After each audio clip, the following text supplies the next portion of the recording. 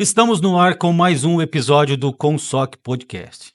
Consoc Podcast, nós estamos aqui comprometidos em levar toda semana para você a história de uma pessoa, a história valorizada de pessoas que tenham fatos e tenham contos e tenham histórias de vida que possam te inspirar. Hoje nós recebemos o médico Dr. Vitor, um prudentino que vem aqui para contar a sua experiência de vida. Tudo bem, doutor? Tudo bem? Olá, muito bom dia, boa tarde, boa noite, depende do horário que você está assistindo Oi. aí. É um prazer estar aqui conversando com você. Muito bem, o prazer é todo nosso. E nós temos aqui um breve conhecimento do currículo do Dr. Victor. Victor, nascido em Presidente Prudente em agosto de 1997, filho do seu Lauro e da dona Rosana, é isso Isso mesmo, né? daí. Brasileiro, solteiro, médico, formado pela Faculdade de Medicina UNOeste, Universidade do Oeste Paulista. Cursou a faculdade de janeiro de 2017 a fevereiro de 2022. Detentor de dezenas de formações complementares e atividades extras curriculares. Participação em inúmeros eventos de capacitação, congressos, jornadas, simpósios, encontros e muito outros. Doutor, nós temos aqui, lógico que o nosso interesse maior é apresentar não somente a vida do Dr. Vitor, é Uhum. apresentar mesmo a medicina na visão do Dr. Vitor. Então é assim, é muito pessoal. É lógico que nós temos aí histórias, nós temos fatos e pessoas, seguidores que vão se identificar com o que de repente vai ser dito aqui. E a gente sabe que o senhor está foi dito aqui, né, que o senhor cursou a faculdade de janeiro de 2017 a fevereiro de 2022. É, segundo semestre de 2022. Ah, primeiro Isso. semestre a segundo Segundo semestre. Ah, semestre, isso. perfeito. Final de dezembro ali eu me formei de 2022. Bom, Isso daí.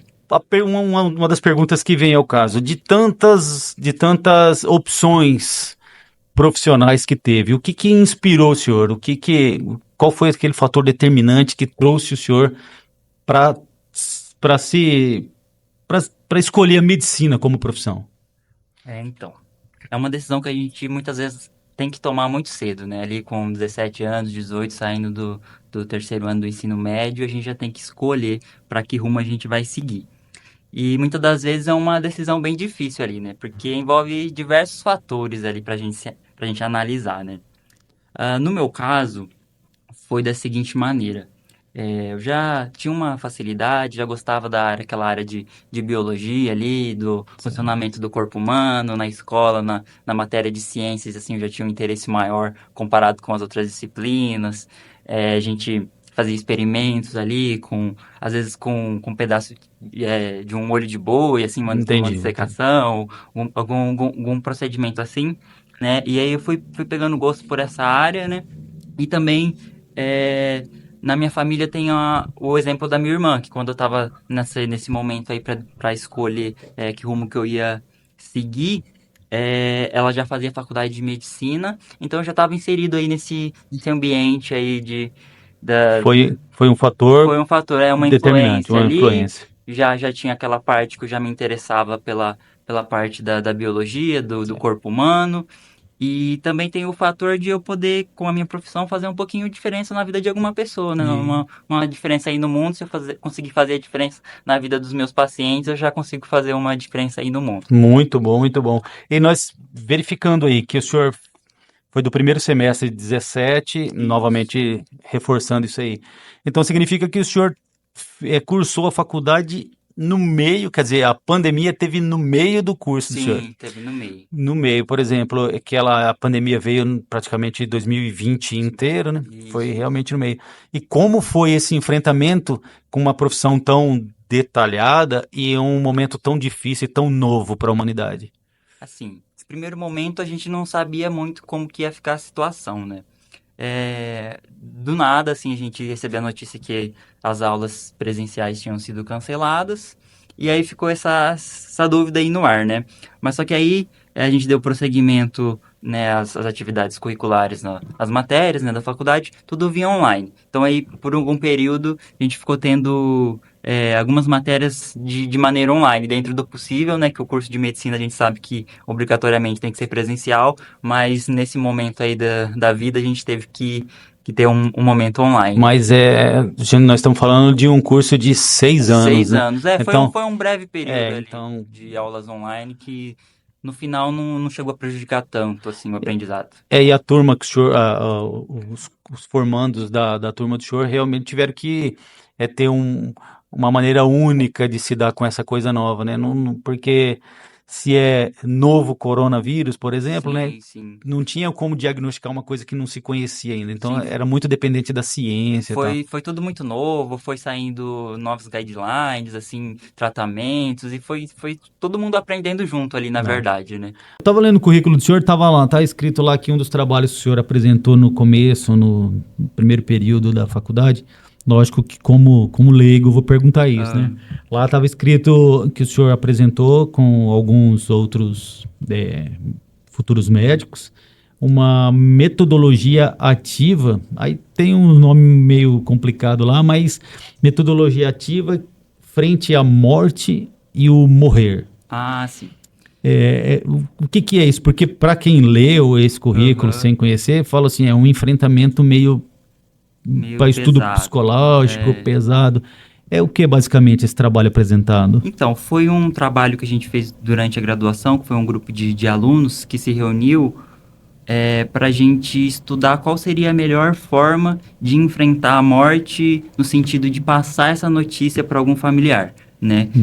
A maneira melhor possível de ter essa conversa com o familiar para que eles venham entender realmente o que aconteceu e que não seja assim, minimizar o máximo que a gente conseguiu, vamos dizer assim, aquela questão pesada da morte. Entendi.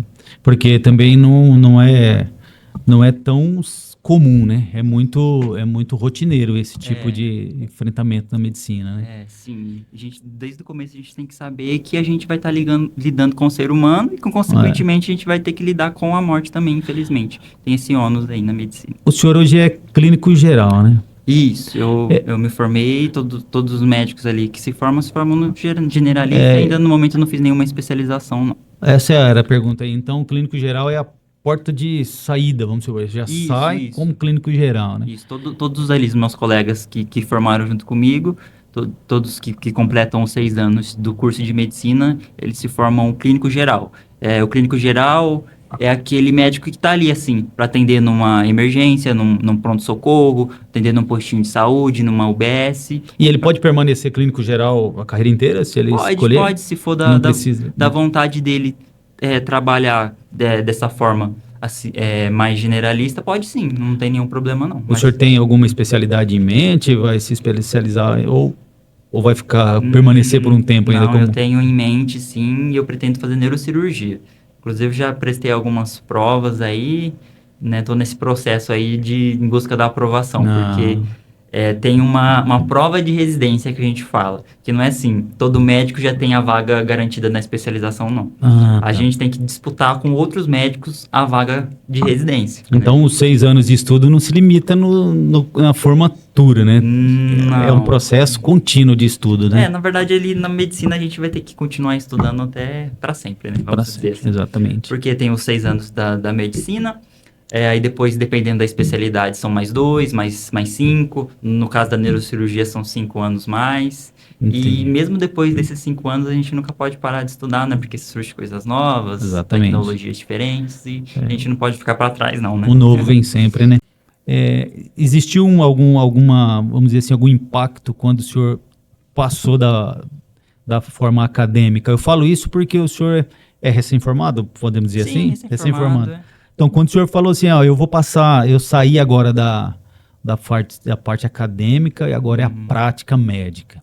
Assim, tem um impacto, causa um impacto, aquele nível de responsabilidade? Com certeza, porque quando você está na faculdade, querendo ou não, você não tem responsabilidade com o paciente, né? Não tem. Você tem responsabilidade ali com a instituição, com a faculdade que você faz, né? de estudar e tudo mais, a responsabilidade que você tem é essa questão aí, né? Você sempre vai participar ali da atividade da faculdade, do estágio, tudo supervisionado, né? Vai sempre Certo. ter alguém responsável por você, ver o que você tá fazendo, se você tá fazendo certinho, né? E aí, vamos dizer que a gente dorme acadêmico e no dia seguinte se acorda como médico e tem que enfrentar ali uma rotina de trabalho, né? Isso daí, para muitos, causa um medo, uma ansiedade, mas isso aí Entendi. é normal, né? Porque causa um impacto mesmo, porque a responsabilidade passa a ser muito maior do que comparado ao que você tinha antes. Aquilo que o senhor estudou, leva em conta para aquele paciente? Ou, por exemplo, cada paciente é uma atividade nova, é uma experiência nova, é um Assim, aprendizado novo? a gente aprende na faculdade aquela questão lá, a doença do livro, né? Mas no Entendi. paciente não vai ser igual, nem sempre vai ser igual o que está no livro. Cada um tem suas particularidades, né? Então a gente tem que saber, né, o que distinguir o que está no livro do que realmente está acontecendo ali na prática, avaliar paciente por paciente. A gente costuma dizer que o paciente não é uma doença.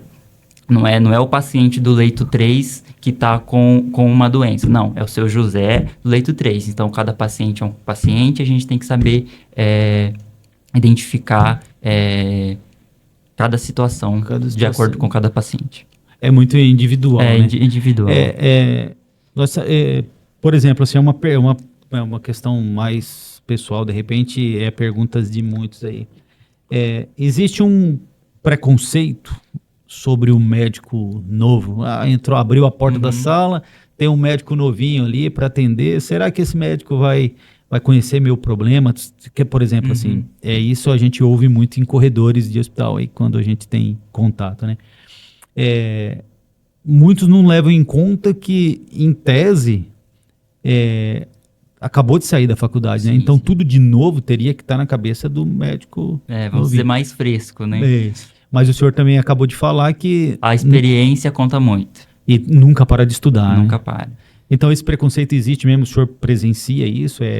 Ou não, assim como... Assim, acredito que exista, mas é um preconceito que na prática não afeta o trabalho, né? Existe assim, você que é o médico, nossa, você é muito novo, mas não é nada que atrapalhe a dinâmica ali do trabalho, não, que a gente consegue lidar muito bem com isso daí, né? É assim, a gente entende porque na cabeça do paciente, e é o correto, quanto mais tempo de profissão, mais experiência, né? Mais ali o médico recém-formado que está bem capacitado, que estudou com seriedade ali durante os 6 anos e está querendo prestar um trabalho excelente, ele vai prestar muita atenção no paciente, vai querer dar o melhor dele para atender da melhor maneira que ele conseguir, cada um. Entendi. Mas aquele paciente que quer o médico para ele, isso existe, não encontra fácil. Existe, mas... É sempre assim. É sempre assim. Agora, nós sabemos, né, que o senhor é um médico cristão. Isso. Essa é a escolha do senhor. Sim, sim. Cristão. A medicina, no geral, assim, lógico que preservando a ética, né? Mas a medicina, no geral, tem uma dificuldade de aceitar o cristianismo ou a prática da fé dentro de uma formação, por exemplo? Então, no meio acadêmico, muitas das vezes, eles levam em conta apenas a ciência, né? Tudo que é fé, às vezes, é colocado de lado, né? E, na verdade, eu vejo que isso daí tá errado, né? A gente tem que andar com a ciência e com a fé. Eu acho que uma coisa não dá para ficar longe da outra, né? Se a gente tiver só fé e não tiver ciência, a gente tá vivendo um fanatismo. Agora, se a gente tiver só ciência e deixar de lado a fé, eu acho que isso é loucura, né? A gente tem que saber guiar ali as duas coisas juntas, né? Pra gente... o senhor está reforçando o equilíbrio. O equilíbrio. Né? Por exemplo, o senhor tem essa convicção de que, de maneira nenhuma, a atividade da fé cristã vai atrapalhar com a atividade da prática médica. De maneira nenhuma. Eu penso que pode até ajudar, né? Pelo contrário, a parte da fé ajuda eu ser um profissional melhor. Né? E como que o senhor hoje, o senhor se envolve socialmente entre a parte cristã e a medicina? Ou, por exemplo, assim, o senhor falou assim que no começo, né? Uma das minhas vontades de ser médico é, de repente, ajudar a vida de outras pessoas, seja ele meu paciente, né? Sim. Esse envolvimento do senhor em sociedade, quando nessa parte cristã, tá vinculado com a medicina? O senhor vê muito vínculo assim, ó, eles estão me chamando porque eu sou médico? Da mesma maneira que o senhor está se oferecendo como médico para lá, eles estão só vendo só esse lado ou eles estão precisando? Não. Eu acredito que eles vejam os dois lados, né? Ele veja que é um profissional, que é um médico, que vai saber explicar aquela situação, vai saber orientar, né, de acordo com a medicina, mas também é um profissional que carrega consigo o cristianismo, os princípios cristãos, né? Então, naquela situação ali vai ser vamos dizer, o profissional ideal para estar falando com aquelas pessoas ali que também carregam a fé consigo, né? Então, ali a gente vive num ambiente ali cristão. Porque da maneira que eu perguntei para o senhor lá de se tem uma dificuldade ou tem uma resistência, né? Uhum. Eu desse lado, como membro cristão de um determinado, eu também vejo assim que é uma satisfação muito grande, que dá a impressão que existe uma distância muito grande entre o médico, entre um profissional da medicina para o cristão. É por isso que veio a pergunta, né? Uhum. Não tem nada diretamente ligado à escolha do senhor. Tá? Uhum. A família, o senhor falou que a irmã do senhor Ela é médica. é médica e também é cristã. Isso. E também é cristã. E os pais também, Eles todos são médicos, mas são cristãos também. também são cristãos. Então, por exemplo, o senhor teve essa base forte de se tornar um médico cristão. Eu acho que foi a maior herança ali que minha família, que meus pais tá deixando para mim é a fé mesmo, né? Porque desde cedo, desde bem criança, eu ia para a igreja com eles e ali a partir dos 13 anos eu comecei a levar mais a sério essa questão aí, me batizei nas águas e tô firme aí na fé até hoje, né? Acredito que a fé, que foi o alicerce ali, a base, junto da minha família, para eu tá correndo atrás dos meus objetivos. Eu entendi. A fé, a medicina, a sociedade, vamos dizer assim, a medicina, a sociedade e a fé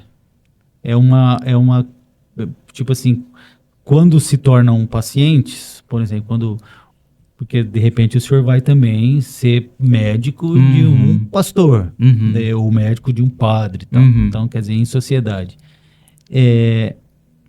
Quando as pessoas olham e verificam, por exemplo, um cristão olha o senhor convicto de que é um médico cristão, eles tendem a se abrir melhor. Então, eu prefiro, quando eu vou lá no posto de saúde, tá lá o Dr. Vitor. E eu sei que ele é cristão. E eu sou cristão também, então eu prefiro ele. Tem essa separação? Olha, eu acredito que possa existir essa identificação aí com o profissional, né? Por ter, às vezes, a mesma fé que ele, o paciente, na mesma fé que o profissional. O paciente geralmente não sabe da fé, né? Principalmente no contexto que eu estou inserido, que eu trabalho num pronto-socorro. Então, muitas vezes, o paciente nem sabe quem eu sou. Tá vendo eu ali pela primeira vez, né? Mas, assim, num caso de que o paciente já conhece o médico previamente, já sabe da fé e tudo mais, e eles têm a mesma fé, acredito que ali a relação entre eles, da relação médico-paciente, possa ser melhor, mais estreita. né? Mais estreita, e eles consigam juntos ali, usando a fé e a ciência, né, para resolver o problema. Então, os desafios da saúde pública que o senhor mais verifica, o senhor está falando que está trabalhando em um posto de saúde. Pronto-socorro, de uma cidade da região. Lógico que o senhor está vendo agora de perto, né? Não é mais de ouvir falar, o senhor está presenciando problemas. Lógico, não vamos entrar no mérito legal disso, mas o senhor está vendo os problemas de saúde pública. Quais os principais que o senhor vê? Assim, se eu pudesse, eu resolveria tal problema. Olha, essa questão aí da saúde pública é uma questão muito complexa porque envolve muitas coisas, né? Envolve ali, vamos dizer, o aporte que aquela instituição está recebendo do governo federal, do governo do estado. Então seria assim, a vontade política tá nisso, né? Uhum. Muitas vezes tem um fator político, né? muitas vezes o médico não vai poder interferir nisso, né? Sim, sim. A questão da presença médica, o senhor falou que não é. Eu vejo que tem muito médico formando, né? Tem muito médico bom atuando, e acho que a falta de médico não é uma questão de trazer médico de fora, mas acho que isso não seja uma questão relevante. O senhor veio de uma. Normalmente o médico ele tem. Ele tem essa vocação herdada, né? Que normalmente o filho do médico também tende a ser médico, né? No caso do senhor não foi assim, né? Não foi assim, Foi realmente a irmã também, se a gente fizesse a mesma pergunta para ela, ela ia ter uma resposta diferente. Assim, através da anamnese, que é aquela influência não teve influência. Então foi realmente a questão vocação, aquela questão vontade, ajudar pessoas. Sim. No caso da minha irmã, ela falava desde muito pequena que ela queria ser médica, né? Desde muito criança. No meu caso já foi um pouquinho diferente, eu tive ali o exemplo em casa, né, no caso dela, esse gosto pela parte da biologia, da fisiologia, do funcionamento do corpo humano, esse desejo de ajudar pessoas. Ela é ginecologista. Isso, né? Ginecologista. Ela atua aí mais na área de menopausa, ajudando aí as mulheres nessa fase aí da vida. Entendo. Tecnologia a tecnologia diretamente ligada à medicina. Hoje a gente sabe que a gente não pode fugir. Pode ser, claro. Nós sabemos que nós não podemos fugir da tecnologia em nenhum lugar. Mas, por exemplo, assim, a tecnologia da videoconsulta, essas consultas feitas por áudio, a qualidade extrema dos diagnósticos por imagem, que normalmente o médico ele está vendo ali, ele não precisa nem do paciente. Se ele vê, ele já consegue diagnosticar. Sim, agora também esses robôs aí hiper potentes aí. O senhor acha que existe um desequilíbrio entre a medicina convencional, que é essa do consultório, de olhar a garganta, de apalpar o paciente, e essa pela tecnologia, pelos robôs, pela imagem? Olha, eu tenho uma visão que a tecnologia, se for pelo bem ali do paciente, ela sempre vai ser bem-vinda, né? Ela veio para somar, né? Como você falou desses robôs aí, muitas das vezes esse robô, né, faz ali ajudando na cirurgia, que o médico está ali guiando no console, faz uma cirurgia que às vezes precisava de um corte imenso, né? Ali com a ajuda do robô, faz um corte muito pequeno, tem uma precisão muito maior, uma cicatriz menor, um resultado melhor, né? Então, assim, quando vem para somar, acredito que é sempre bem-vindo. E você falou dessa parte convencional, apesar da tecnologia ser muito bem-vinda, a gente não pode deixar de lado essa parte convencional, que é a conversa com o paciente, o toque, o exame físico, né? Porque o paciente é um ser humano, né? A gente tem que ter essa parte, assim, empática em relação a ele, né? Não é só uma questão técnica, científica. Não, é mais uma relação médico-paciente, o toque, a conversa, o exame físico. Claro, com a ajuda da tecnologia aí que vem para somar, com essa modernização aí. E essa tecnologia, o senhor teve acesso direto já a esse tipo de robô? Esse tipo de... Não. Esse robô geralmente é usado para cirurgia mais complexa. Acredito que aqui em Prudente nem tenha chego ainda. Mais em grandes centros, assim, capitais, São Paulo, grandes hospitais estão já ficando repletos desses robôs aí. Porque como temos uma necessidade de aprendizado para medicina, ainda tem que qualificar o médico para manuseio, conhecimento. Com certeza, com certeza. Outro investimento. Esse cirurgião que já está aí trabalhando na técnica convencional para poder operar o robô, ele já vai saber a questão da anatomia do paciente, tudo que ele tem que fazer, mas para manejar esse robô aí, ele tem que ser capacitado para isso. Também, né? Então são duas... E isso não tem para onde fugir, né? Uma hora ou outra a gente vai ser ou refém ou sei lá. Então, mas eu acredito que a tecnologia não vai chegar a substituir a medicina, o médico em si, não. né? Porque, como eu disse, tem aquele fator humano, né? Porque o paciente precisa de um contato com outro ser humano. Eu até vi em um estudo aí na internet que tinha o Google como médico, né? Tem o Dr. Google, né? Para muitos. Então, até existe uma questão aí de automedicação, Sim, sim. o atendimento através do Google aí, que é um perigo. É. Mas hoje nós temos ferramentas de inteligência artificiais poderosíssimas aí que estão fazendo parte da vida de muitas pessoas aí, né? Por exemplo, ChatGPT, ChatPing, essas Isso coisas. está entrando na medicina também, né? Então, esse fator, assim, não que tende a substituir o médico, né? Mas isso, o senhor acha que vai ser uma ferramenta utilizada pelo médico para essa finalidade? Olha, como você estava falando do Google, é uma questão muito comum. Às vezes o paciente já chega na consulta, ele já pesquisou, ele já acha que é alguma coisa, já chega com o diagnóstico na mão ali, falando, doutor, eu tô com isso daqui. Muitas das vezes ele está completamente equivocado, né? Porque não tem, ele, através de uma pesquisa rápida ali no Google, não tem como ele se autodiagnosticar. Aí às vezes ele mesmo se autodiagnostica e começa a tomar medicações, que muitas das vezes Não né, é não é a a certa. ideal, a correta.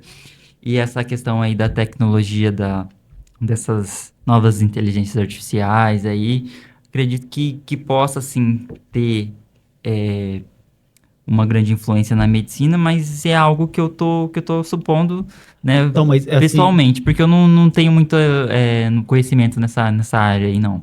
mas assim, eu falo assim, o senhor acha que nessas próximas formações aí de médicos, lógico que é uma posição, de repente o senhor falou que não está muito entrando nessa área, mas o senhor acha que a inteligência artificial em favor da formação do médico, ela vai ser utilizada, por exemplo, em vez do paciente utilizar a inteligência artificial para interferir na saúde ou no diagnóstico, o próprio médico vai ter recursos para isso? Por exemplo, em vez de ler livros e livros, uma consulta básica, rápida. Olha, não- um exemplo de, vamos dizer, inteligência artificial que a gente já tem durante a faculdade, são os robôs, né? A gente tem robôs manequins que simulam ali um paciente. Então, que no caso, igual em Presidente Prudente, a faculdade lá tem um laboratório de simulação, né? Então, ali a gente consegue simular casos reais em pacientes manequins, né? E manequins modernos, alguns a gente consegue aferir pressão arterial, ouvir batimento cardíaco, né? Eles têm, assim, esse feeling, né? Então já é uma soma ali para a formação. A gente já consegue simular um ambiente ali de uma situação, de um infarto, de alguma coisa, de uma emergência para a gente... E é bem aproximado ao real? Isso? É bem aproximado? É bem aproximado, sim, a gente consegue simular bem, né? E a gente tem provas, assim, também, com o uso dessas inteligências, até tirando essa parte do robô, com atores, simulando pacientes e tudo mais, isso tudo já contribui aí com a formação, né? O problema que está aumentando agora é o problema da saúde mental, né? Saúde, eu não sei se é assim que a gente deve falar, se é saúde mental, se é intelectual, Não, deve ser tá mental. correto, saúde mental. Saúde mental. Existe estudo que ela está crescendo, ela está evoluindo, né? Tem Sim, um sim. grande número de pessoas com isso aí. Lógico que não é a área do senhor de formação da medicina, é? Também? Saúde mental, não. Não, né? Então, mas por exemplo, assim, existe hoje, eu falo assim porque eu já passei pelo médico aí, que eu tava com um problema que ele sugeriu que eu poderia estar ou ansioso, ou nervoso, ou alguma coisa assim. Graças a Deus não foi meu caso, mas, por exemplo, existe mesmo doenças que estão relacionadas ao problema de saúde mental. Sim, sim. De repente, um estresse excessivo causa problema de estômago, se eu estiver enganado, lógico que o senhor vai Sim, complementar. Pressão alta, essas coisas assim, né? A alteração na pressão. Pela doença mental. Como que o senhor diagnostica isso lá? Ou, por exemplo, assim, mesmo que a doença veio através de um problema emocional, o diagnóstico, o tratamento é físico? Vamos lá. Existem diversas situações, né? Às vezes, por exemplo, lá num pronto-socorro chega um paciente com dor no peito. Aí a gente tem que saber identificar se aquela dor no peito é uma síndrome coronariana, um infarto, ou se é uma crise de ansiedade, né?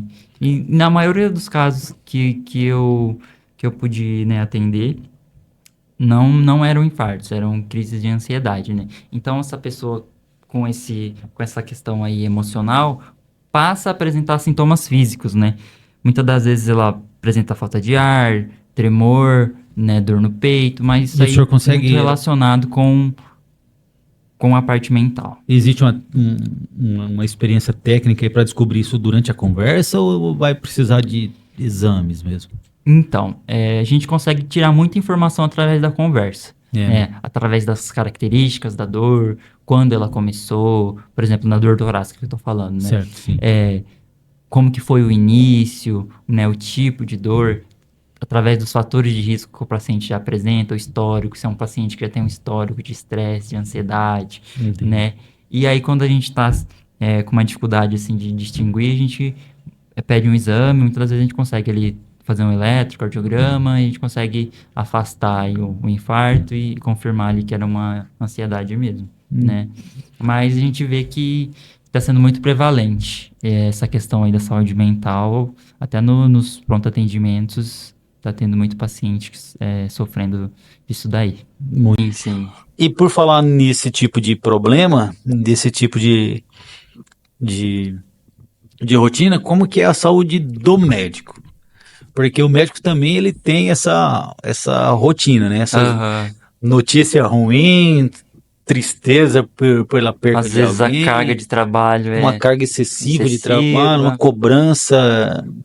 Como que o médico ele consegue manter a saúde mental para não afetar a física Então, e encontrar tempo para isso?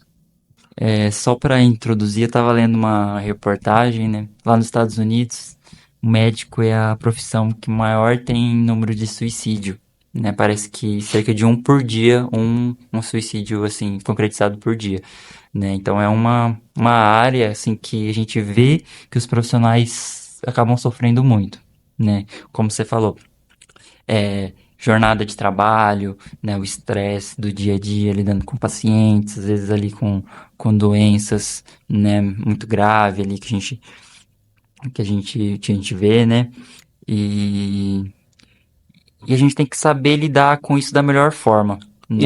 Existe médicos do médico? Existe alguém especialista na saúde de médico? Não. Não, né? O médico precisa no médico, por exemplo, precisa no cardiologista, vai em qualquer cardiologista da escolha dele, não tem nenhum médico específico para o médico, não. Mas essa questão que você estava falando aí da saúde mental, a gente tem que tomar alguns cuidados aí para poder se prevenir, né? Tem a questão do sono, que é muito importante. Às vezes o médico não. Muitas das vezes ele tá fazendo plantão noturno, ele não vai conseguir, né? Mas dentro do possível, ter uma rotina de sono ali adequada, 7 a 9 horas de sono por noite, né? Ter uma alimentação minimamente saudável, praticar um exercício físico, tudo isso daí contribui para proteger ele o médico dessas questões aí mentais. É porque. E no posto de saúde onde o senhor atua? É posto de saúde? Pronto-socorro. Pronto-socorro, onde o senhor atua lá. Fora essas doenças de época aí, essas doenças gripe, ou de repente algum tipo de surto, alguma coisa assim. O que o senhor vê mais crescente? Problemas crescentes de saúde? Cardíaco, sei Então, lá. você falou questão de gripe, os atendimentos Mas fora esses pontuais aí que... mais frequente assim é síndrome gripal, pessoa com resfriado, Isso. com uma gripe, né, ou uma virose, uma jeca que a gente fala, que é a Isso, gastroenterolite, né? E fora isso que eu vejo que está crescendo muito, que a gente já comentou, é a questão da saúde mental. Chega muita crise de ansiedade, né?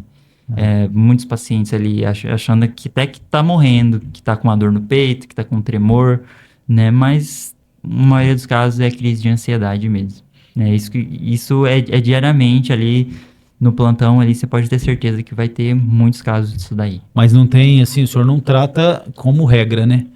Tipo, é o inverso, né? Por exemplo, assim, você chegou com dor no peito...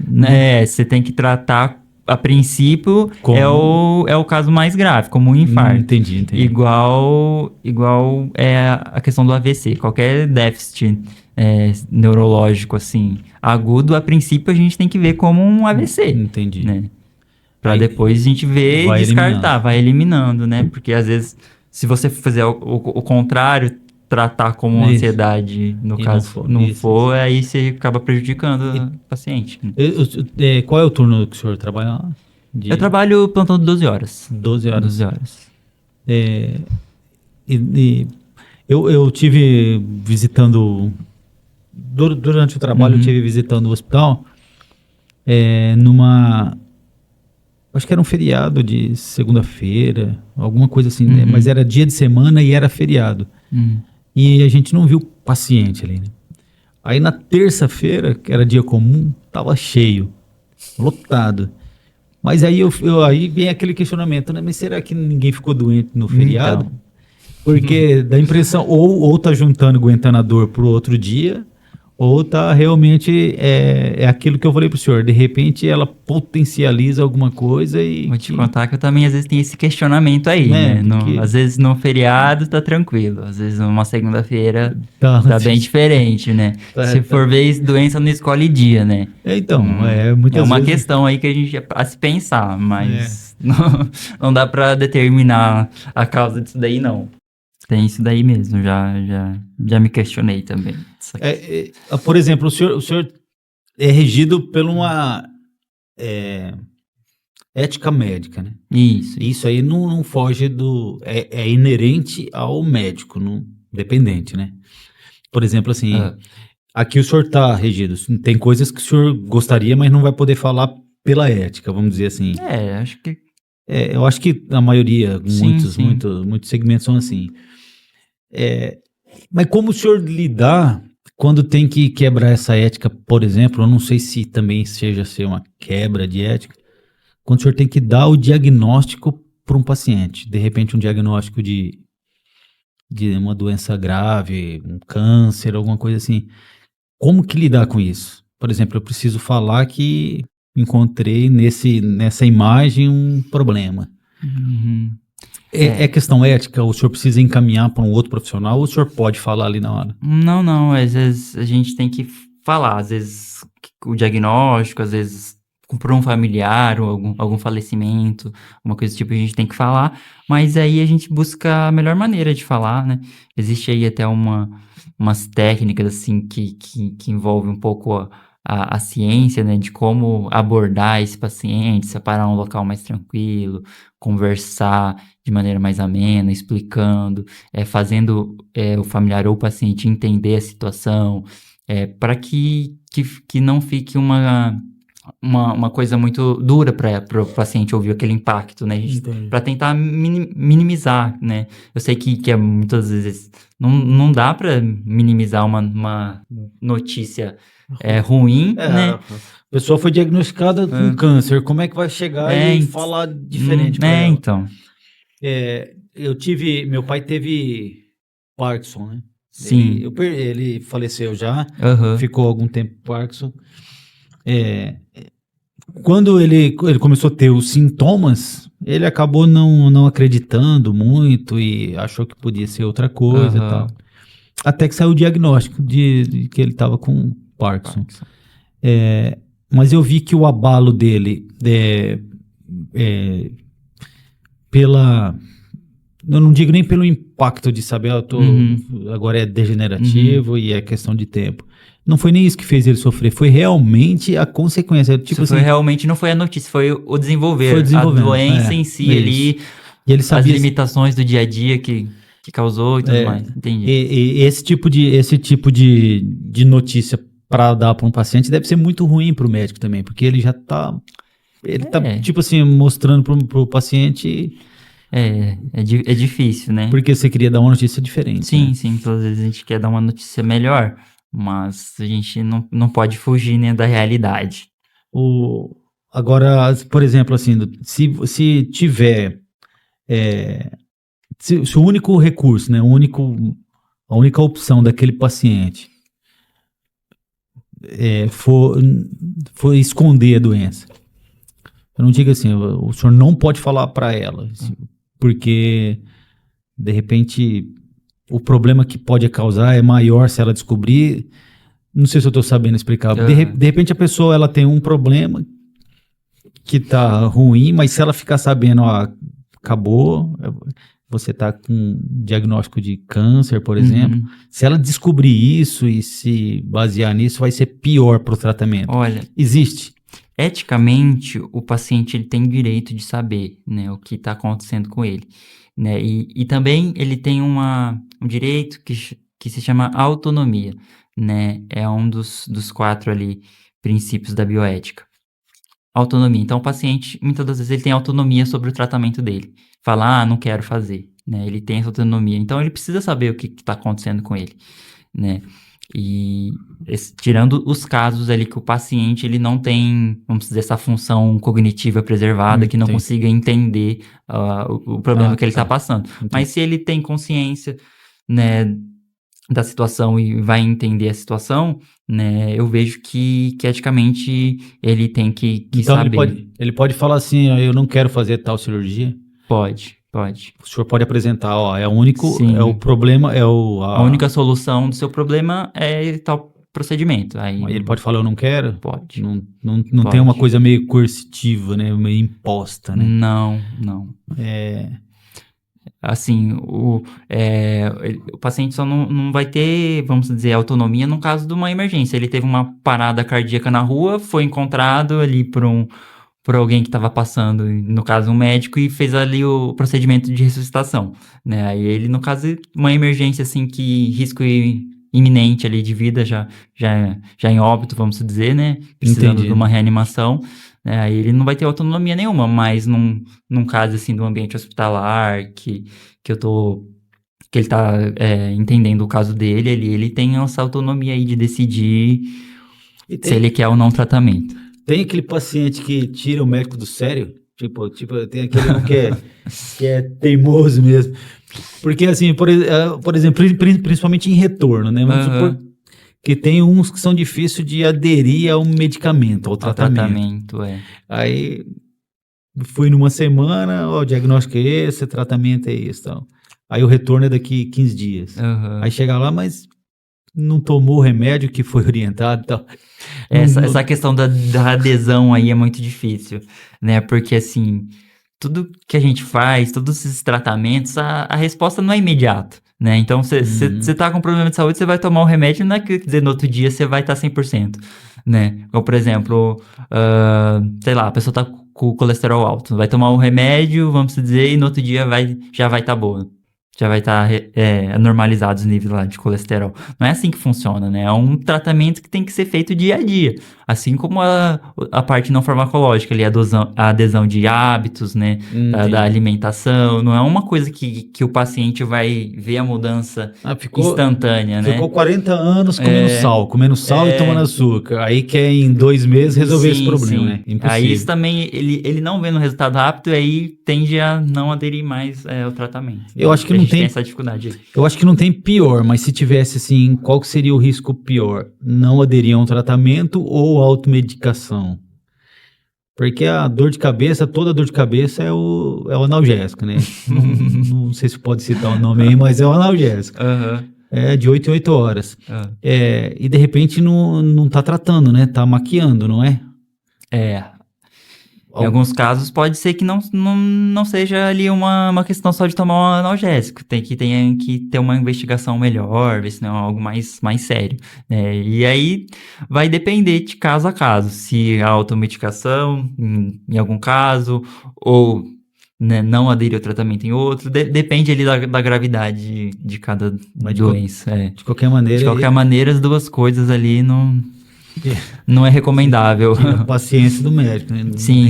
E a gente vivencia aí no dia a dia, né? Às vezes o paciente também tá nervoso, tudo mais, aí já cria um ambiente ali difícil, às vezes pela própria lotação ali a consulta demora, mas aí a gente tenta atender, minimizar, amenizar a situação para contornar da melhor maneira possível. Entendi. O senhor falou que que um dos estudos que segue aí é para Neurocirurgia, é. Neurocirurgia. É a residência que eu pretendo fazer. Esse aqui, para quem está ouvindo, é cirurgia da cabeça, neurológica. Basicamente do sistema nervoso, né? Tá. Do cérebro, coluna, nervos periféricos. Pelo currículo, o senhor participou de alguns tipos de atividades de durante a faculdade. Isso. E para o paciente, por exemplo, nunca vai dar errado, né? O senhor não pode levar por exemplo, assim, eu preciso fazer uma cirurgia do estômago. O diagnóstico, que a única opção que eu tenho é essa. Aí eu vou perguntar, doutor, mas vai dar certo? E aí, doutor? Como é que fala? Porque o senhor vai poder levar a opção de, não, talvez não dê. Olha, a gente tem que deixar claro para o paciente que, por mais que o procedimento seja mínimo, né, a gente tem risco. Tudo a gente tem um risco, né? Tudo carrega consigo um efeito colateral. Até um analgésico para tomar para uma dor de cabeça, ele tem os efeitos colaterais dele, né? Então aí a gente tem que buscar o custo-benefício que a gente fala, né? Qual que seria o melhor, né, para o paciente, na questão de que vai beneficiar ele mais do que prejudicar. No caso, você falou da cirurgia aí. Por exemplo. O benefício da cirurgia no muito dos casos é muito maior do que o risco de dar errado. Então, assim, a gente tem que explicar para o paciente que... Mas isso aí não pode ter uma visão de... eu tô me eximindo do erro médico, de ser questionado por erro médico, não? Porque, por exemplo, se eu faço uma cirurgia, ela tem 50% de possibilidade, se der errado... você fala assim da questão do profissional, se Exatamente. exime. Porque se der errado, 50%, 50%. Vamos lá, que assim, né, apesar de existir essa possibilidade aí de um erro médico, o médico é humano, né? Sim, claro. A possibilidade que eu acho que seja maior é de uma fatalidade, porque... Vamos lá, se eu consigo formular melhor. Por exemplo, o risco, os riscos compensam os meios, como é que é assim? Os benefícios superam os riscos, né? Então, você falou aí dessa questão aí do erro médico, mas existe o caso de, apesar de que seja feito tudo corretamente, que o médico faça o trabalho dele ali com excelência, de dar errado, né? Porque nem... E também cada organismo... Cada organismo é de um jeito, né? Então, às vezes ali durante o procedimento, assim, eu tô falando, mas eu não sou cirurgião ainda, né?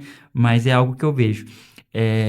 Pode ter alguma intercorrência, né? Isso daí não vai ter como culpar o médico, porque cada paciente é um paciente, pode ter uma intercorrência. E aquela questão assim, né? Doutor, como é que tá? Não, deu tudo certo, pode voltar, pode andar. Aí a pessoa vai falar assim, graças a Deus. Que alívio. Que alívio. Mas se deu errado, graças ao médico. Sempre tem isso, né? Se deu certo, graças a Deus. Se deu errado, graças ao médico. Mas isso aí é uma coisa que sempre vai existir. A atividade médica, ela, como o senhor falou assim, que existem estudos aí americanos aí que tem um grande nível de suicídio para uma pessoa tão culta, né? Vamos dizer assim, tão estudada, né? E o médico, ele visualiza dia após dia os dois lados, né? Da vida e da morte, no sentido do reflexo que aquela morte causou para os que ficaram, né? Sim. Nessa atividade, a medicina, ela passa a ser, o senhor pode considerar que ela é uma profissão, ela é mais ingrata, vamos dizer assim, na visão de fora, ou ela é mais prazerosa, mais feliz? Eu prefiro acreditar que ela é mais gratificante. Gratificante. Né? Porque, assim, aquela gratidão de ter conseguido ajudar um paciente, né? Eu acho que supera. A gente tem que, pelo menos, ter essa visão de que supera a perda. A gente tem que sempre visualizar o melhor, né? Porque se a gente for ver pelo outro lado, a gente não vai querer ajudar ninguém. Porque eu falo assim, o médico que estava lá no pronto-socorro que o Ah. senhor trabalha, o médico que estava lá na virada de ano, Hum. ninguém foi lá, nenhum paciente dele foi lá para desejar É. feliz ano novo para ele, para ele estar saindo. Então, muitas vezes ele só é lembrado quando alguma coisa deu errado, né? Sim. Tipo assim, pelo paciente, não digo pelo reconhecimento, Aham, sim. reconhecimento legal, mas eu Sim. falo assim, que os pacientes normalmente só lembram do médico quando não deu bom, né? Sim. Não, mas tem casos ainda de gratidão ainda. Tem, né? Apesar de... Então acaba sendo mais gratificante do que frustrante. Mais gratificante do que frustrante, sim. É, Acredito que essa gratidão aí supere, né, esse ônus aí que é a perda, muitas das vezes, de um paciente. a saúde, eu não digo, vamos dizer assim, a saúde, a medicina no geral, né? A saúde pública, Uhum. ela tá ligada com alguns fatores. Alimentação, como o senhor falou, atividade física, Sono. a noite de sono, tal. Sim. Normalmente são outras especialidades que estão ligadas junto, a psicologia, de repente, né? Ou psiquiatria, quer dizer. Essa é uma abordagem que a gente fala multidisciplinar, né? Então, Que tem, pode ter influência ali de ajuda de vários profissionais para poder ajudar aquela pessoa ali. e que tudo vai para no final é a saúde, né? Isso, Vai para converter ali numa medicina que a gente fala preventiva, né? Que a gente tem que ter o tempo ali para cuidar da saúde, para a gente não precisar separar tempo para cuidar da doença. desses mecanismos aí, desses braços aí da Uhum. medicina. Qual o senhor vê que seria o mais importante? Por exemplo, o sedentário nunca cuidou da saúde. O que ele teria que fazer primeiro para manter uma saúde, Então, para vamos lá. garantir a saúde dele? No caso de uma pessoa sedentária, a Organização Mundial da Saúde recomenda pelo menos 150 minutos de atividade física intensa por semana. Meu Então, Deus. Primeiro passo ali para começar, vamos dizer assim, uma rotina saudável, né? Para começar uma rotina de exercício, a gente tem que ter esses 150 minutos aí. Mas aí vai de cada um, não precisa começar de uma vez, né? A gente tem que ter uma inteligência também para colocar uma meta. A gente não pode colocar uma meta inalcançável, né? Então, porque mas a atividade física, o senhor acha que é o benefício Olha, principal para manter uma saúde de qualidade? Não vejo apenas como atividade física, eu vejo o conjunto. Porque acho que uma coisa só, isolada, não vai dar o resultado adequado, né? Não adianta eu fazer atividade física, mas fora isso, eu durmo mal, troco a noite pelo dia, não tenho uma alimentação adequada, né? Então o resultado final não vai ser legal. Então a gente tem que ser um conjunto de coisas. Essa alimentação adequada tá ligado com tipo de alimento? Por exemplo, eu tenho que comer bem, comer comida cara? Não. Né, eu vejo aí muito na internet aquelas receitinhas lá. Não, tem que comer uma castanha vinda de tal lugar, uma fruta. Nada disso. A alimentação saudável é aquela alimentação que vem ali da terra mesmo, né? Aquilo que é plantado, arroz, feijão, né? Ali o legume, a salada, não precisa de enfeite, assim, não. É comida saudável, carne, né? Peixe, frango, então, isso mesma coisa do exercício. 1 ou 2 dias por semana eu vou a pé para o trabalho, por exemplo. Já tá valendo, ou não? Depende da intensidade ali, né? Se for uma caminhada muito tranquilinha, né? vai ajudar, mas ali o ideal mesmo é fazer ali uma atividade mais intensa, né? Eu gosto muito da musculação, né? Porque a musculação é um exercício que você trabalha ali com peso, né? Então você tem um exercício resistido, né? Diferente do aeróbico. Ali vai ter ajuda ali no ganho de massa muscular, até para o futuro, né? Na idade, na terceira idade, você ter uma qualidade de vida melhor, né? Com mais massa muscular e tudo mais, maior funcionalidade. Mas lógico, tudo bem assistido, né? Sim, bem supervisionado. Sim, o ideal é ter um profissional para poder orientar. Mas é isso que é aí que eu tava falando mesmo, tem que ter uma rotina de sono aí adequada, uma alimentação, sem muita frescura, mas minimamente saudável. Lógico que você vai ter ali um momento com a família, que vai comer uma coisinha diferente, mas é tentar fazer aquela regra ali do 80-20. 80% do tempo eu tô fazendo certo para poder, nos 20%, dar uma maneirada. A gente sabe que o médico ele é referência, né? Por exemplo, o médico toma café com açúcar? Tem médico que toma. No meu caso, eu não tomo com açúcar. Eu prefiro tomar sem açúcar mesmo, mas acho que é uma questão de gosto mesmo, sentir mais o gosto do café. Mas se o paciente chegar lá com, tá queimação, tô com gastrite, o senhor vai falar assim, ó, tira açúcar do café, ou o senhor vai deixar pro nutricionista orientar? Não, a gente pode dar algumas orientações gerais, assim, a gente não pode prescrever uma dieta, que aí já é a função do nutricionista, né? Entendi. Mas a gente pode dar umas orientações, mas assim, essa questão aí isolada do café com açúcar não é o principal ponto a se lidar, não. É mais o contexto geral ali da alimentação do paciente. Mas a gente pode sugerir, sim, no caso. Não, se você conseguir dar uma maneirada, diminuir um pouco o açúcar, trocar o refrigerante ali por um refrigerante zero.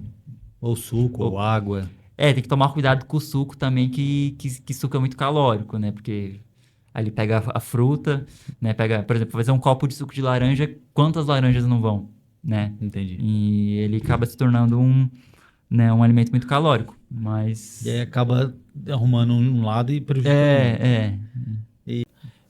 Tem as doenças neurológicas. Ela é a doença que ramifica para a maioria dos outros órgãos, né? Por exemplo, uma dor na perna pode ser um problema de coluna. Sim. É que tem toda aquela questão da inervação, né? Do trajeto nervoso. E vai ser essa especialidade que o senhor quer se sim, ver essa parte da coluna, mas acho que o principal ponto é a questão do cérebro mesmo, ali, das cirurgias do cérebro. Também essa questão da coluna. Aí tem a subdivisão depois, né? Tem como se especializar mais ainda. Depois da neurocirurgia tem gente que se especializa mais em pediátrica, mais em base de crânio, mais em coluna. Então aí tem essa ramificação também. Tem uma média de quantas especialidades médicas existem? Olha, eu acho que tem essa informação aí, dá pra gente pesquisar, mas eu não tenho conhecimento não. Mas tem uma lista, assim, de números de especialidades médicas reconhecidas pelo MEC. Tá. Acredito que tenha. Tem uma coisa... Será que tem alguma coisa fácil no Google? Se ele conseguir dar uma... Só o Google aí, o operador.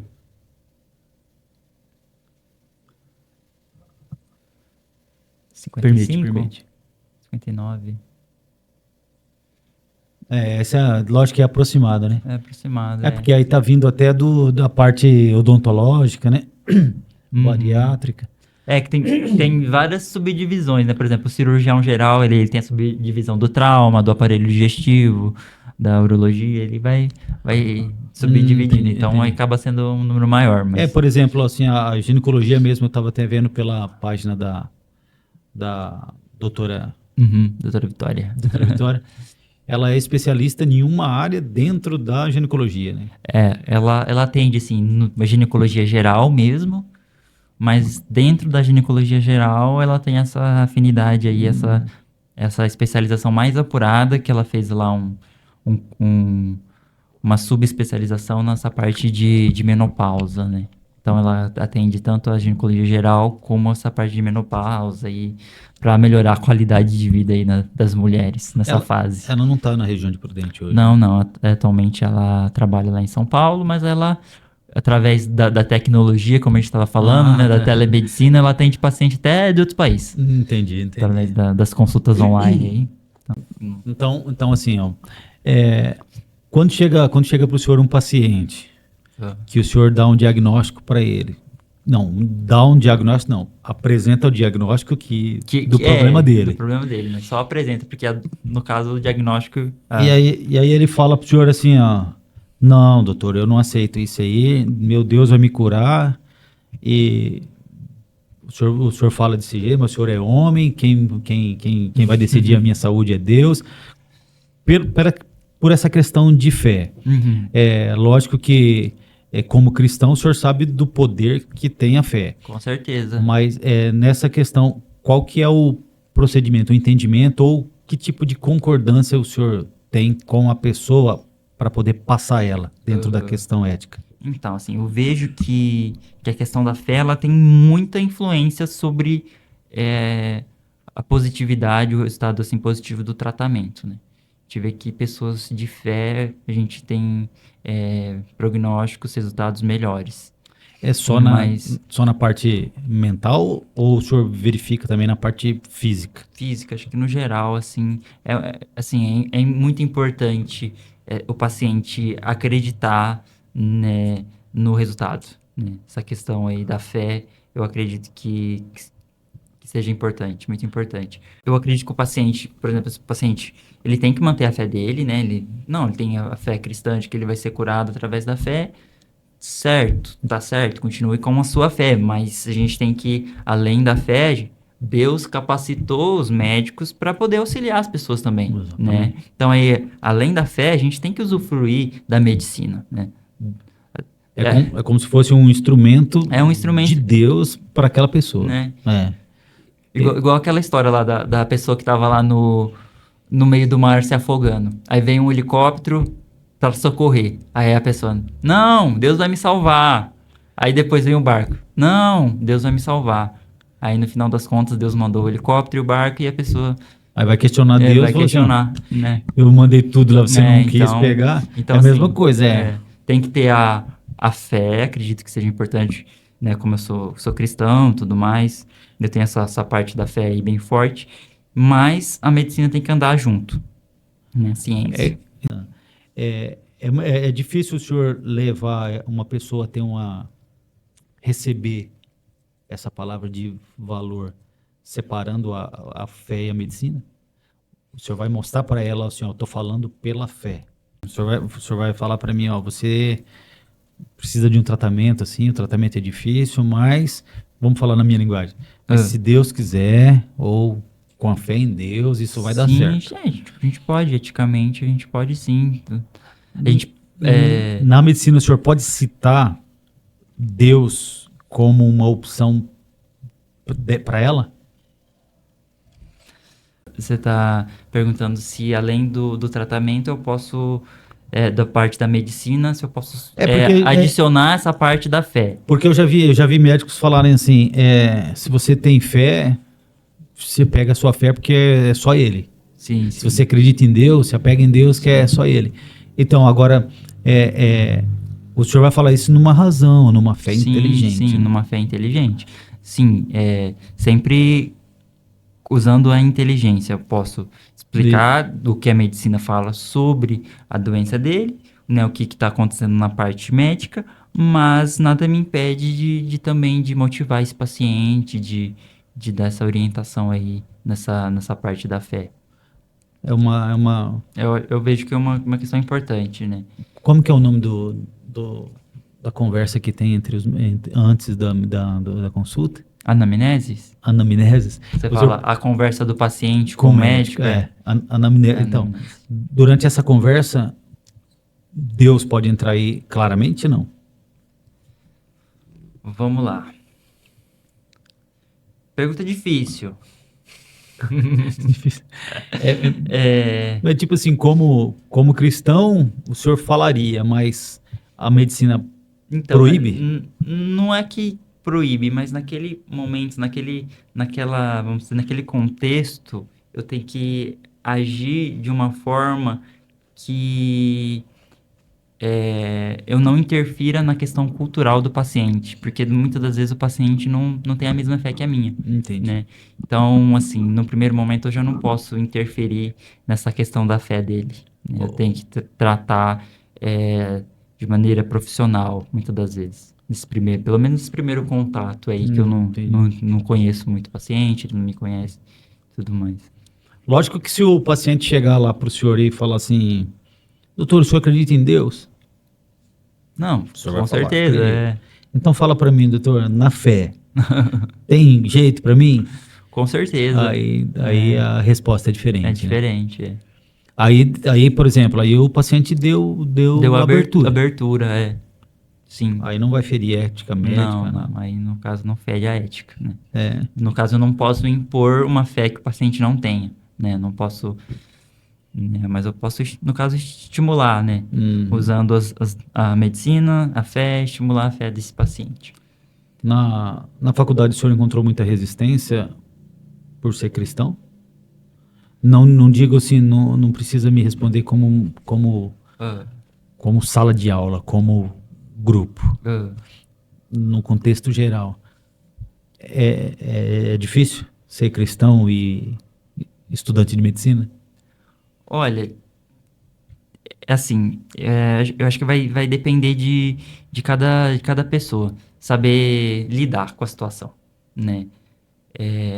No meu caso, acaba se tornando mais tranquilo porque eu sabia me separar de situações que poderiam contradizer a minha fé, né? No caso, Porque o senhor já tinha uma fé alicerçada, já né? tinha uma fé alicerçada e nada ali que porventura acontecesse no curso poderia, uma influência, alguma segregação por causa da fé, não iria me afetar, não. Mas eu já soube lidar muito bem com essa questão aí, é, questão de separar amizades, né, festas e Entendi lidar, isso. né? Isso daí já foi tranquilo porque eu já tinha a fé bem alicerçada, mas o ambiente acadêmico para um cristão é difícil, sim, se ele não souber lidar, ele pode se perder e tudo E eu mais. acho que não é nem só pela medicina. Hoje, Não é nem pela medicina, é mais pelas amizades, pelo ambiente. no- a direção médica, vamos dizer assim, Ah, o corpo diretor de um hospital,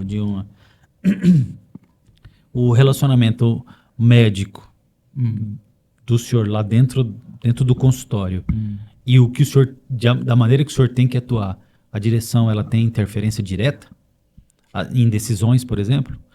Não por ser um médico mais experiente, por ser um diretor. Não. Por exemplo, assim, Não, tem as determinações gerais, assim, do local, mas a atuação. atuação,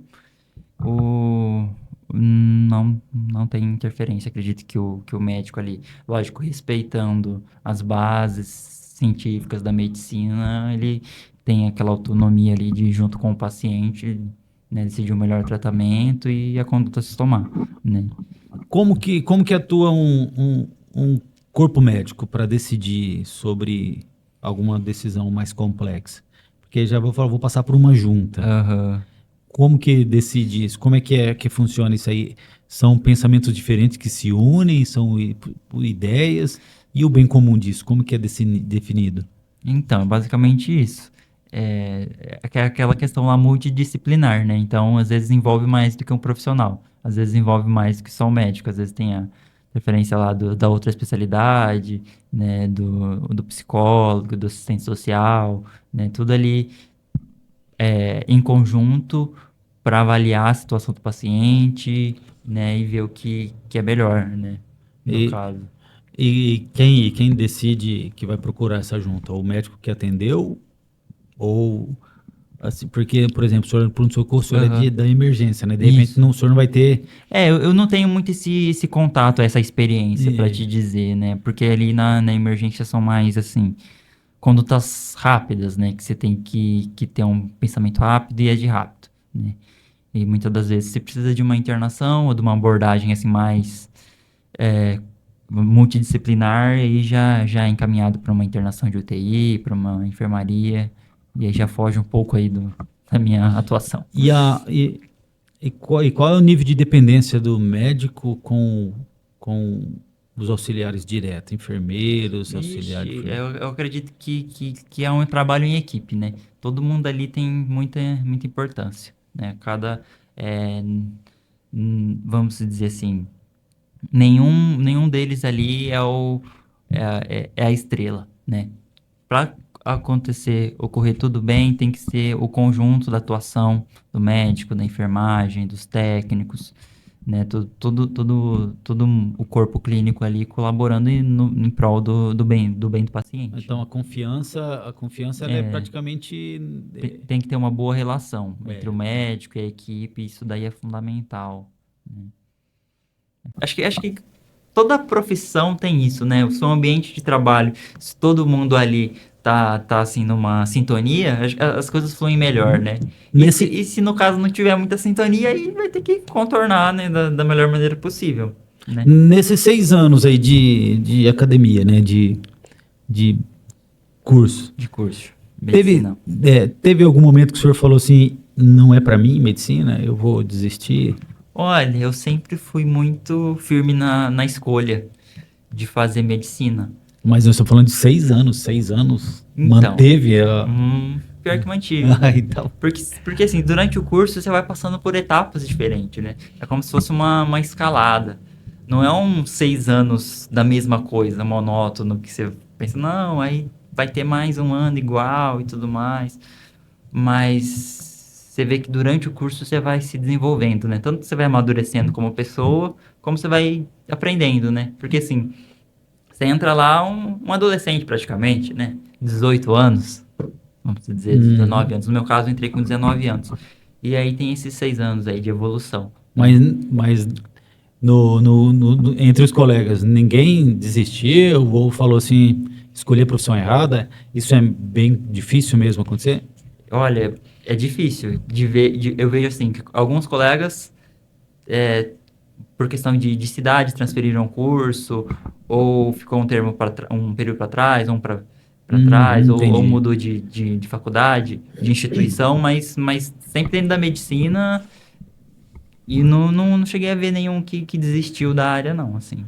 Eu já vi, assim, pessoas que estavam estudando pré-vestibular comigo para fazer medicina, que na trajetória aí deixou de lado a medicina e nem começou, né? Mas durante o curso, eu vejo que quem começa tende a terminar.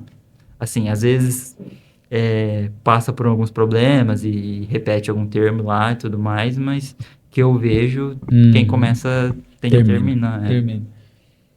Porque é uma profissão ou é uma formação que amanhã vai ser mais exigido que hoje. E Sim, amanhã vai ser mais exigido. É assim, cada passo parece que aumenta a responsabilidade, a complexidade. Mas é legal porque você vai se desafiando mais e vai. Você melhora, né? Como pessoa, como profissional. E como surgiu assim o interesse em neurocirurgia? Eu vou fazer neurocirurgia. É alguma experiência ou é realmente folhear os livros e ver o que era aquilo? Então, vamos lá. Neurocirurgia. Durante a graduação, a faculdade, eu queria fazer alguma coisa que fosse cirúrgica, né? Que tivesse cirurgia. Ou então, tipo, cirurgia geral. Minha principal especialidade que eu pensava era fazer cirurgia geral, né? Que opera ali barriga, tudo. Aí depois subdivide, né? E tem a plástica, aparelho digestivo, urologia, vascular, né? Mas aí eu queria fazer cirurgia geral, primeiro momento, para depois fazer uma dessas subespecialidades.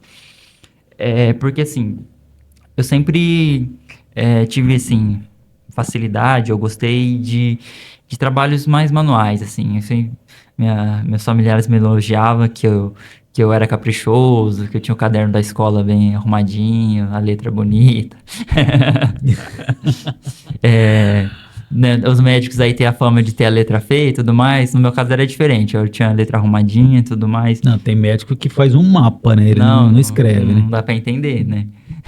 Não dá. Eu sempre tive esse cuidado manual, né? Então eu sempre gostei da parte cirúrgica. Então eu via cirurgia, eu achava legal. Durante a faculdade, sempre quando eu tinha oportunidade de ir num centro cirúrgico para apenas assistir a cirurgia ou até assim auxiliar instrumentando, assim, né? Eu sempre gostei.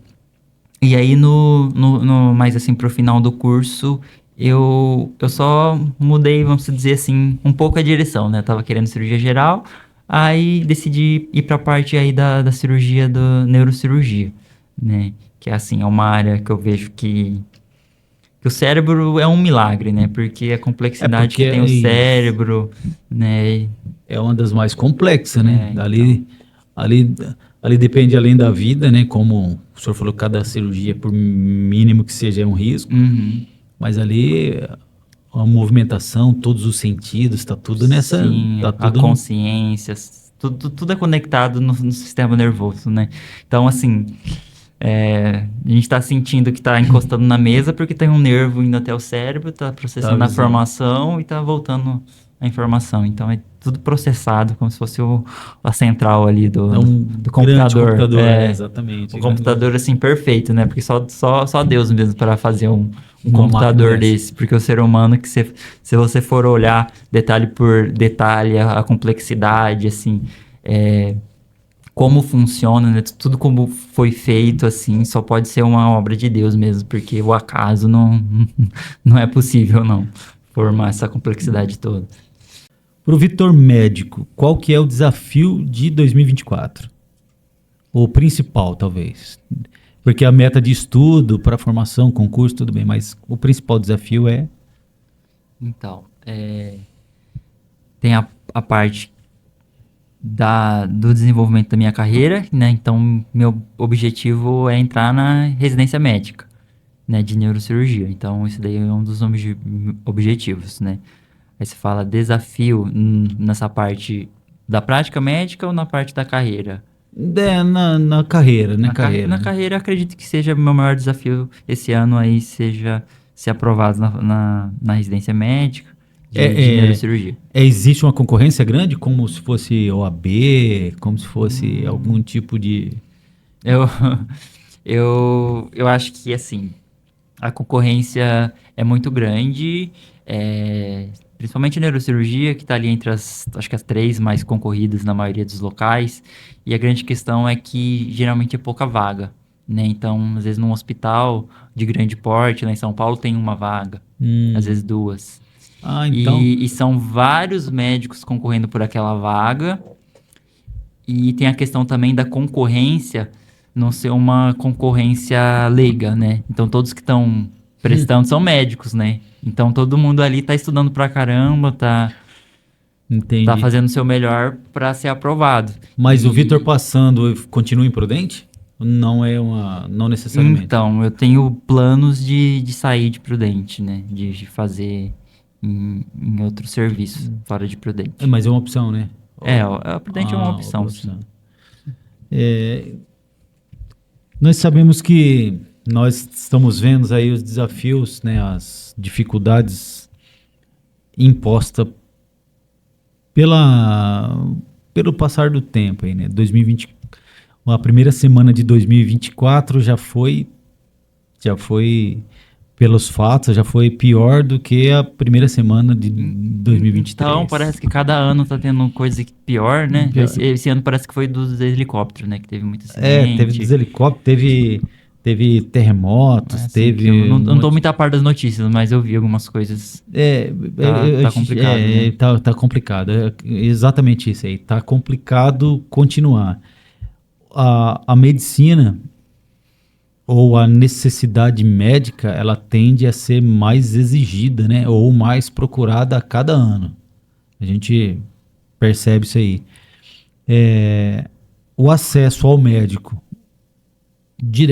o acesso direto ao médico, você acha que vai ficar pior com o passar do tempo?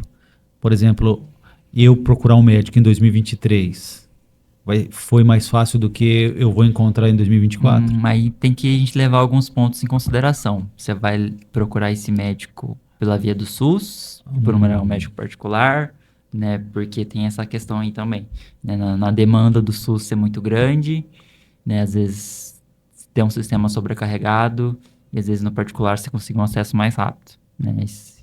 Sim, a gente vê que existe isso aí na prática, né? Mas a questão de médicos, de formação de médicos ou do surgimento de médicos, estão entrando mais médicos do que saindo? Tá formando muito mais médico, né? Nunca teve tanta formação de médico como tá tendo agora, né? Assim, a perspectiva é de que tenha não sei quantos mil médicos aqui daqui 10 anos, parece que vai dobrar, se eu não me engano. É muito médico, porque tá tendo muitas novas faculdades, né? Eu acho que o cuidado que tem que ser tido é a qualidade da formação desses médicos, né? Esse que eu acho que tem que ser o principal cuidado. Mas essa questão aí de número de médicos tá aumentando E em relação à população geral, a quantidade de médicos tem aumentado É que bastante. uma das coisas que foi dita realmente é a qualificação dos médicos, né? Nós sabemos que a UniOeste ela está no topo entre as melhores Sim, que na faculdade de a Noeste é medicina. uma faculdade particular, né? E ela tá entre as melhores, assim, do estado. Essa é uma preocupação. Lógico que se existe faculdades formando, em tese a gente precisa confiar que seja boa, mas Uhum.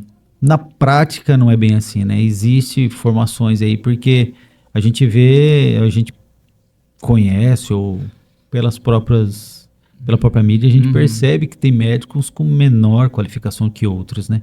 Dentro da mesma faculdade.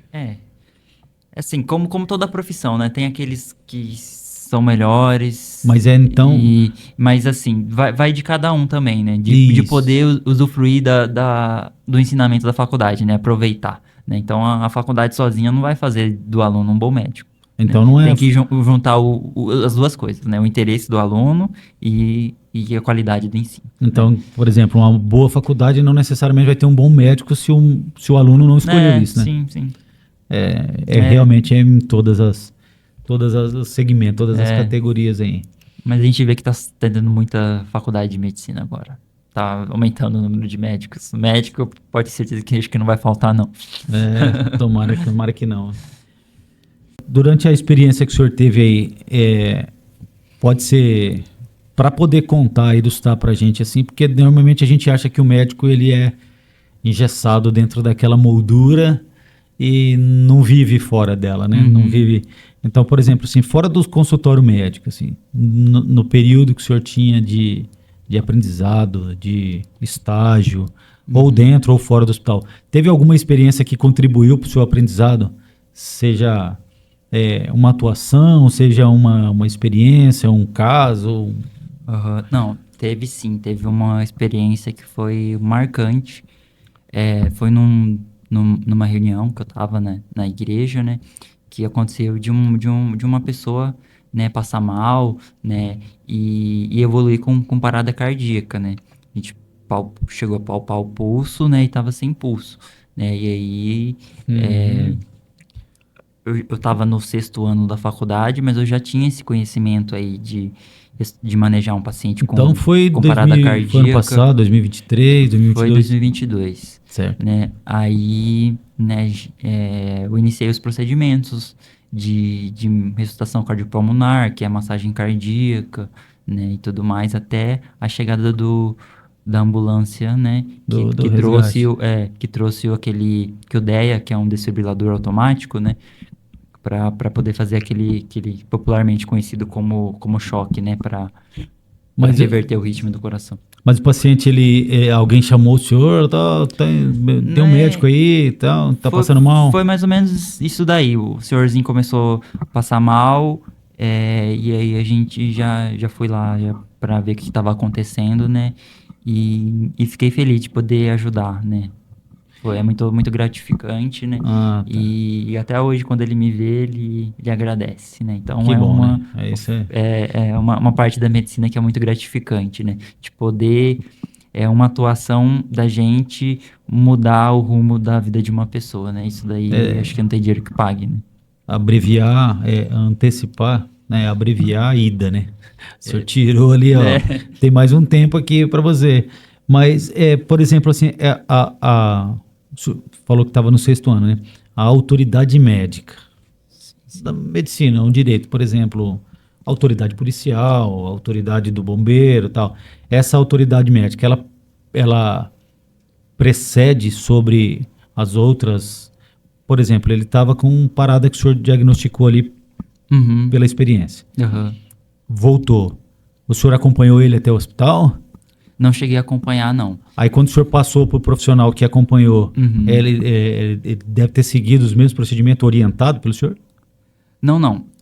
No caso ali, eu só prestei aquele primeiro atendimento mesmo, né? Mas a ressuscitação foi feita ali? Foi feita ali, né? Foi feita, mas continuou durante o segmento da chegada do profissional da ambulância, né? Entendi. Na ambulância, no caso, veio um médico, né?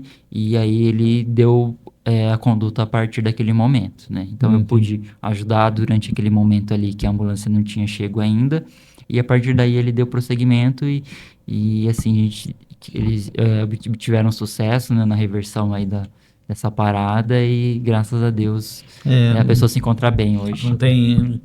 É o que eu falei no último pessoal que teve aqui na última vez, que eu não creio que exista nada que seja acaso, né? Nada assim. Sim, Não existe sim. nada por acaso. Uhum. Você sempre vai estar aprendendo com qualquer fato, né? Sim, sim. Ou seja, difícil, ou seja, fácil, É- feliz ou triste, vai estar aprendendo. Então, nesse caso aí, por isso que fala que essa experiência marcou, né? Sim. O senhor aprendia e colocou em prática Sim. no momento que não esperava de não, jeito nenhum. não esperava, né? Uma situação ali que você não esperava e eu tive que pensar rápido e agir rápido, né?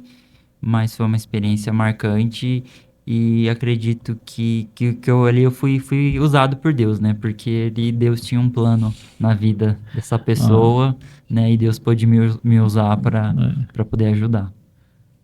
Direcionado, assim, pela fé, né? Pela fé. Então nós temos aí histórias como essa aí que é contada por policiais, por bombeiros Uhum. e por médico, quer dizer, a pessoa ela desmaiou na frente da pessoa certa. Podia ser qualquer outra pessoa, né? Para muitos pode ser um acaso, uma sorte, né? Exatamente. Mas eu acredito que seja Que não plano é- de Deus. Exatamente, não é sorte. Então, pessoal, nós estamos aqui com o Dr. Vitor. Ele contou pra gente aqui, se você chegou aqui até aqui agora, é porque está publicado e a sua intenção foi aprender um pouco das curiosidades, né? Quebrar um pouco a curiosidade que você tinha sobre a medicina, sobre a formação de um médico. De repente, a vida dele serviu para inspirar você que está escolhendo uma profissão. Ele falou que ficou 6 anos lá e em nenhum momento quis desistir, né? Isso é muito importante. E se você quiser ver a matéria inteira, volta um pouquinho aí, tem bastante momentos aí que você vai se identificar com o Dr. Vitor. E eu gostaria que o senhor deixasse uma mensagem para quem está te ouvindo, deixasse uma mensagem de inspiração para alguém que tenha agora, que esteja com dificuldade ou com dificuldade de escolher o que quer para o futuro, ou que se quer a medicina mesmo, se vale a pena pelos seus méritos aí. Uma mensagem para alguém que quer seguir o rumo ou que não sabe muito bem. Que está em dúvida se a medicina compensa ou não, porque nós estamos falando aqui com um médico que tem 26 anos de idade. Sim. E com 6 anos de formação, né? Sim, é uma decisão que não dá para tomar apenas com aspectos racionais, né? Você tem que ter aquele gosto ali pela coisa. Tem que gostar, de fato, da medicina e saber que na profissão tem os benefícios, mas também tem aqueles pontos negativos, né? Então, eu indico, né, avaliar, né, os pontos positivos, né, e os negativos, porque muita gente vê só o lado bom das coisas, né? Então, é bom nessa questão aí da escolha ver também o lado negativo, né? Ver se se suporta. Mas no geral, assim, se você tem esse sonho aí de seguir a carreira médica, vai em frente, né? Que apesar das dificuldades, é uma profissão gratificante, né? Agora eu vou surpreender o senhor, hein? Doutor, falou uma mensagem para os seus pacientes aí. Para os pacientes. Para os pacientes, se cuidem, pouco açúcar no café, pouco refrigerante. É isso daí. Seguir a orientação médica, hein? Aderir ao tratamento e adotar um estilo de vida saudável, né? Que se cada um de nós vivermos, é uma frase, né, que eu gosto, cada um individualmente viver corretamente, coletivamente prosperaremos. Né? Então, assim, muito bom. Cada um, né, na sua vida, buscando nas coisas mais banais, né, a excelência, né, a gente vai conseguir aí, pelo menos um pouco, mudar o mundo, né? Eu É um objetivo muito pequeno, muito grande para uma pessoa só, mas se cada um focar em si mesmo, no que pode fazer, né, no dia a dia, na atitude mais banal que for, fazer de modo excelente, de forma correta, a gente vai, coletivamente, a gente vai prosperar. E na medicina, todo médico quer a saúde do paciente. Todo mundo quer a saúde do paciente. Então, quanto menos você vê o médico, melhor para ele.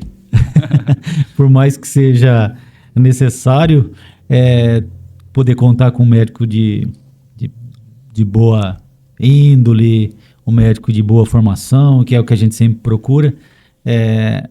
Quanto menos você vê ele, quer dizer, você tá Tá bem de saúde. Você tá bem de saúde, tá bem de saúde. Mas mesmo estando bem de saúde, às vezes precisa ir no médico para poder fazer o acompanhamento. Para acompanhar, não vai abandonar também. Não pode, depois que ficou bem, não pode abandonar o médico, não. Não pode abandonar. Isso daí. E no Natal, manda lá o panetone, né? Manda boas-vindas, não é só também ir lá para pedir a receita, A né? gente aceita. Muito obrigado, Dr. Vitor. Nós estamos aqui, então, esperando nenhuma nova oportunidade a sua visita novamente. Assim que tiver concluindo seus objetivos e quiser compartilhar com a gente, nós vamos estar aqui para receber. E eu espero que a você que está assistindo, aos seguidores aí, essa experiência tenha sido válida.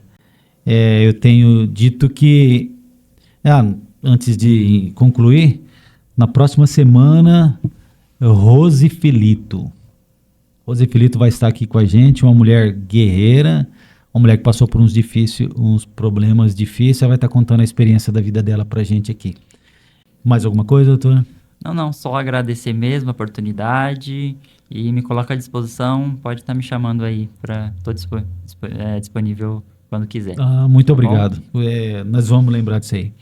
Obrigado a todos que ficaram até agora, que vão assistir os cortes, que vão verificar de novo aí. Nós estamos sempre à disposição. Deus abençoe a todos. Sem Ele, nada. Até mais.